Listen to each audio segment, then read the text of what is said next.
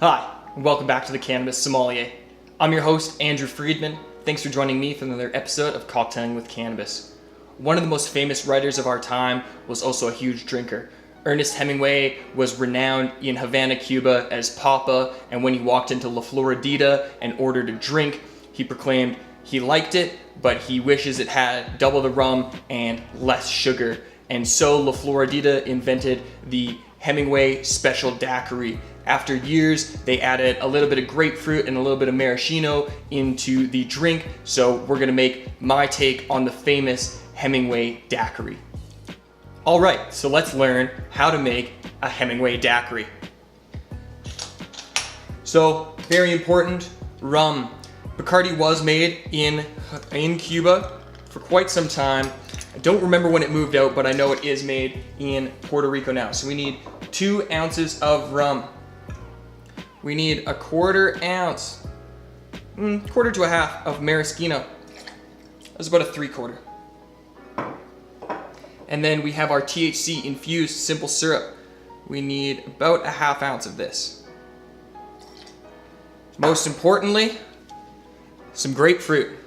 You need about a 3/4 ounce of freshly squeezed grapefruit juice.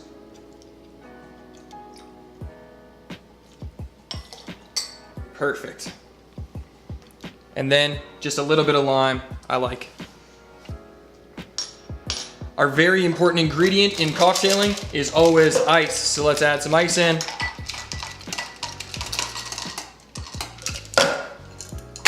And our favorite part.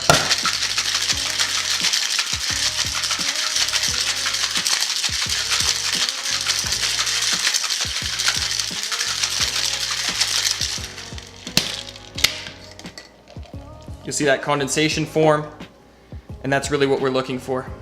You never want to overshake any of these cocktails because we don't want those little ice flecks. In a coupe, you can gently strain.